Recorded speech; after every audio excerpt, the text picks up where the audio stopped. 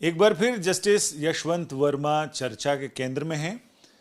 Supreme court से लेकर संसद और सड़क, हर तरफ इनके चर्चे हैं, क्योंकि सुप्रीम कोर्ट में जस्टिस यशवंत वर्मा ने अपने खिलाफ जो इंक्वायरी रिपोर्ट आई है, इन हाउस कमेटी की रिपोर्ट, उसे चुनौती दी है। एक और याचिका सुप्रीम कोर्ट में आई है कि इनके खिलाफ अब तक एफआईआर क्यों नहीं दर्ज की, एफआईआर दर्ज की जाए। उधर संसद में जस्टिस वर्मा के खिलाफ महाभियोग लाने की तैयारियां पूरी चल रही हैं। संसद के पावत सत्र में ये सारी चीजें एक साथ, दोनों जगह चीजें आगे बढ़ेंगी। क्या इन दोनों जगह चल रही प्रक्रियाओं का एक दूसरे पर असर पड़ेगा, इस बारे में हम बात करते हैं मणिपुर हाईकोर्ट के पूर्व चीफ जस्टिस और सीनियर एडवोकेट सिद्धार्थ मृदुल जी से। जस्टिस मृदुल, इसमें क्या ये दोनों चीजें पैरेलल चल रही हैं, इनका एक दूसरे पर असर पड़ेगा क्या? देखिए, अभी तो इम्पीचमेंट मोशन तो अभी दायर हुआ नहीं है, तो उसके बारे में तो सिर्फ अभी स्पेक्यूलेशन है कि इस मॉनसून सत्र में शायद वो इम्पीचमेंट मोशन लाया जाए। पर ये जो पिटिशन फाइल की गई है, मेरे हिसाब से ये पिटिशन से ये दिखाना चाहते हैं जस्टिस यशवंत वर्मा कि जो प्रोसीजर फॉलो करना चाहिए एक जज के विरुद्ध जब उनके ऊपर कोई आरोप हो, वो पूरी तरह से उनके केस में फॉलो नहीं किए गए। उनका कहना यह है, और जो मैंने पढ़ा है, कि जी चीफ जस्टिस संजीव खन्ना ने उनको सुनवाई नहीं दी, शायद ये उनकी ग्रीवेंस है।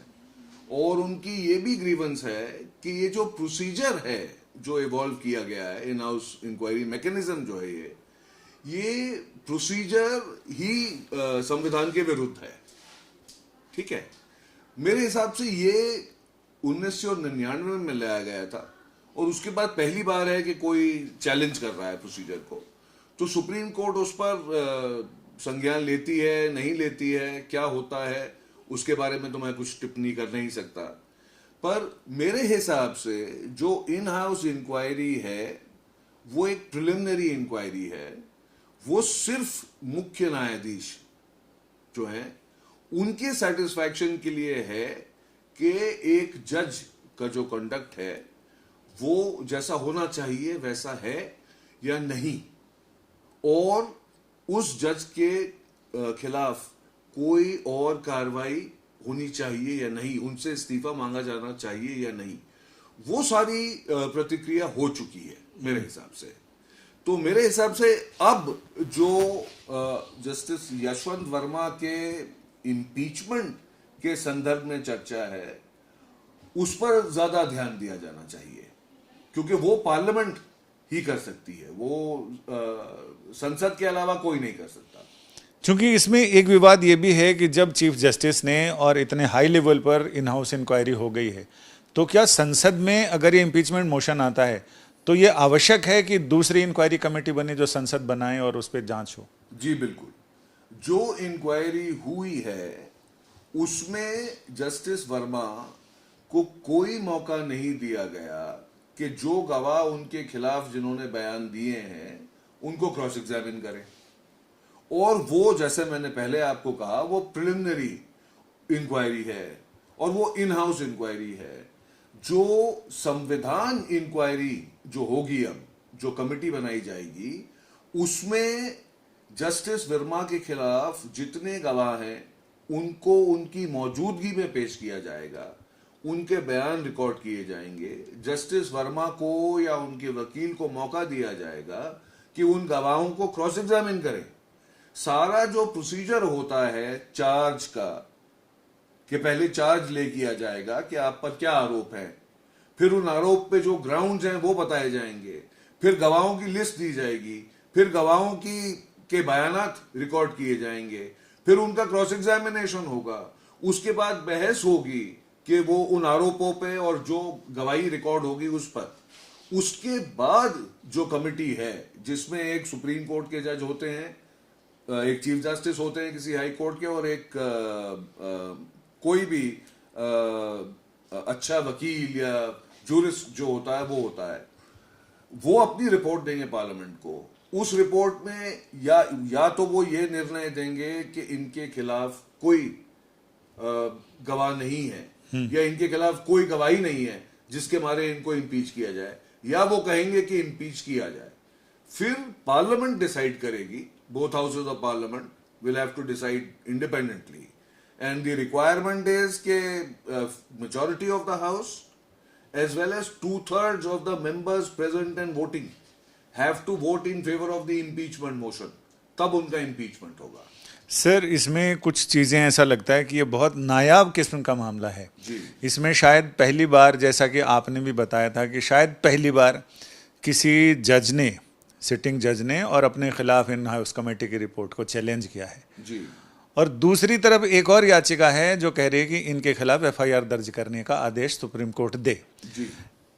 ऐसी स्थिति की कल्पना की जाए कि जब संसद में और इम्पीचमेंट मोशन गिर जाए और इधर एफआईआर भी दर्ज हो जाए तो उधर से बचे तो इधर फंस गए, तो ऐसा क्या सुप्रीम कोर्ट कर सकता है एफआईआर दर्ज करने की जब संसद में चल रही हो पैरेलल प्रक्रिया? जी, देखिए ऐसा है कि जहां तक एफआईआर रजिस्टर होने का सवाल है, कानून स्पष्ट है कि जब भी कोई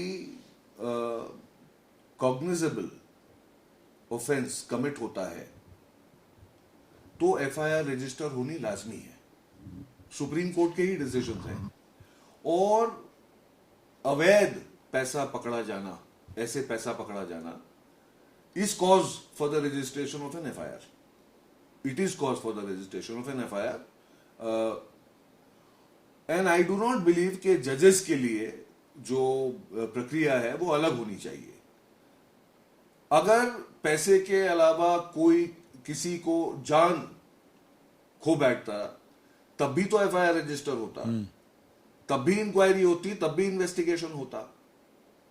तो ये तो क्योंकि पैसा पकड़ा गया तो इन हाउस इंक्वायरी करवाई गई ये जानने के लिए कि is there sufficient material against justice Yashwant Verma. अब उस इन हाउस इंक्वायरी कमेटी ने अपनी रिपोर्ट दे दी है और मुख्य न्यायाधीश ने अपना निर्णय दे दिया है। तो मेरे हिसाब से वो किस्सा जो है वो तो शायद खत्म हो गया, ताकि उन्होंने याचिका दायर की है सुप्रीम कोर्ट में। देखते हैं सुप्रीम कोर्ट संज्ञान लेता है, उसके बारे में मैं कुछ नहीं कह सकता। जहां तक एफआईआर का सवाल है, मैं आपसे कह चुका हूं कि जब भी कोई कॉग्निजेबल ऑफेंस हो तो पुलिस को एफआईआर रजिस्टर करना चाहिए। मेरे हिसाब से पुलिस को जिस रात उन्हें बुलाया गया जब वहां आग लगी और उनका कहना यह है कि वहां पर पैसे जल रहे थे, तो उन्हें जीरो एफआईआर रजिस्टर करना चाहिए था। उन्हें पैसों को सीज करना चाहिए था, उनको पंचनामा बनाना चाहिए था और उनको कार्रवाई करनी चाहिए थी। ये उन्होंने क्यों नहीं की, ये शायद किसी रोज कोर्ट में इसका भी चर्चा होगा। सर, एक और सवाल जी। सुप्रीम कोर्ट की इन हाउस कमेटी ने उनको दोषी माना है जी। और चीफ जस्टिस ने सिफारिश की कि इनको इम्पीच कर दिया जाए, क्योंकि उन्होंने इस्तीफा देने से मना कर दिया। जी।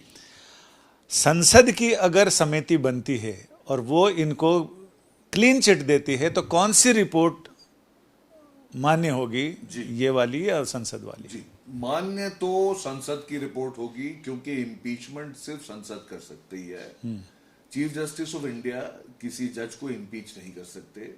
Chief justice of India is not the appointing authority और द डिसिप्लिनरी अथॉरिटी। वो तो संसद का जो संविधान में बड़ा क्लियरली लिखा गया है कि एक जज को, सुप्रीम कोर्ट के हो या हाई कोर्ट के हो, उनकी इम्पीचमेंट कैसे होगी और किस तरीके से होगी। तो संसद का जो निर्णय है वो वही सर्वोच्च मान्यता रखे, वो सर्वोच्च होगा।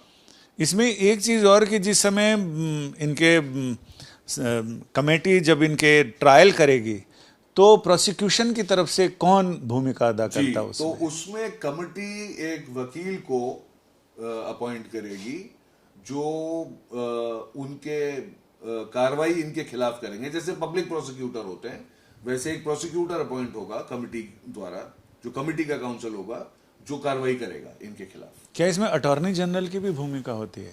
अगर कमेटी अटॉर्नी जनरल को कहती है तो अटॉर्नी जनरल करेंगे, वरना वो ऐसा कोई स्पेसिफिकेशन नहीं है, किसी को भी अपॉइंट करा जा सकता है। अब मैं सर एक मूल सवाल पे आता हूं कि क्या दोनों जगह कार्रवाई चलेगी? संसद में अगर इम्पीचमेंट का प्रोसेस शुरू हो चुका है तो सुप्रीम कोर्ट सुनवाई कर सकता है क्या पैरेलल? देखिए, उसके बारे में मैं कुछ नहीं कहूंगा, पर यह जरूर कहूंगा कि इम्पीचमेंट की प्रोसीडिंग सिर्फ संसद में हो सकती है। आपका बहुत बहुत शुक्रिया सर। यानी इम्पीचमेंट महाभियोग की प्रक्रिया सिर्फ और सिर्फ संसद में हो सकती है। भले सुप्रीम कोर्ट की इन हाउस कमेटी ने जस्टिस वर्मा के खिलाफ रिपोर्ट दी हो, ये बताते हुए कि प्रिलिमिनरी यानी प्रथम दृष्टया हमें यह लगता है कि जस्टिस यशवंत वर्मा इस अवैध धनराशि जो वहाँ जल रही थी उसके लिए दोषी है। अब संसद को ये निर्णय करना है, तो ये देखना वाकई दिलचस्प होगा कि संसद में यह कार्रवाई कितनी आगे बढ़ती है, कैसे आगे बढ़ती है, और क्या पुराने रिकॉर्ड को देखते हुए उससे आगे बढ़कर किसी नतीजे पर पहुंचती है या बीच में ही मामला फुस हो जाता है। कैमरामैन नासिर खान के साथ संजय शर्मा, दिल्ली, आज तक।